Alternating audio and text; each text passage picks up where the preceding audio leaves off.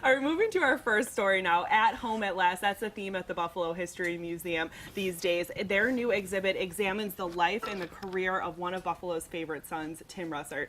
The office of the former Meet the Press moderator, who passed away from a heart attack in 2008, is all set up there on the top floor. It includes new material that celebrates his storied childhood in South Buffalo and how he never forgot his roots. If it's Sunday, it's Meet the Press, and oh yes, go Bills. That's how Tim Russert ended his broadcast every week, but this is where he began the prep for each show. Can you assure the Democrats across the country this morning that there is nothing in your background that might emerge which would doom your candidacy and the Democratic Party?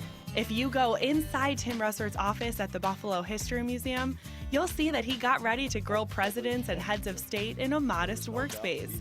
The shelves are packed with hundreds of books, daily newspapers, and handwritten notes. He held on to family mementos and kept them close, like a picture his son Luke drew for him and reminders of his hometown. Copies of Buffalo Spree magazine and plenty of Bills gear decorated his desk. It's perfect timing for the Inside Tim Russert's office to be debuting here. History is really trending in Buffalo right now. Executive Director Melissa Brown says the exhibit has been a huge draw in the short time since they acquired it from the museum in D.C. When I first saw the exhibit about a year and a half ago in Washington, and there were a lot of people viewing it who obviously were not from Buffalo, they were just at the museum visiting. And of course they connect with it, with his story as a national icon. But I think what's interesting, certainly in our experience going down there, is to have the Buffalo lens. The Russert exhibit stands out in a museum full of artifacts from 100 or more years ago. It represents the new push to preserve Buffalo's more modern history. For us, that's a really big idea to get out there because we haven't stopped collecting. We still have to document what's happening now for people who are going to be visiting here in another 100 years. So, vivid in people's minds as far as many people know who Tim Russert was. So many people who are our visitors and guests will have been to the same places that he went to growing up, that, it lets people know that we have a responsibility to still collect. Tim Russert is one of those people Buffalonians just feel like they knew, even if they really didn't. Visitors have been coming to the museum in record numbers to relive their memories of him.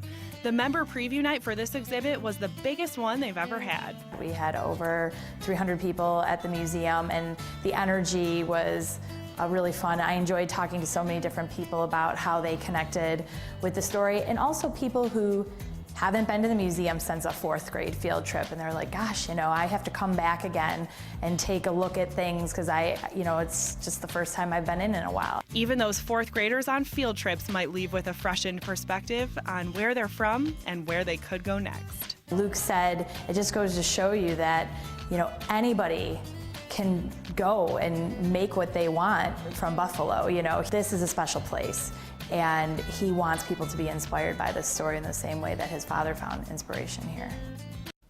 Inside Tim Russert's office is technically on loan from the museum, NBC News, and the Russert family, but it is here to stay indefinitely. These are photos from the grand opening and dedication, which took place earlier this month. Tim's son Luke in the center there played a major role in redesigning the exhibit for a Buffalo audience, and he is thrilled with the way that it turned out. You can go see it at any time. Go visit the museum.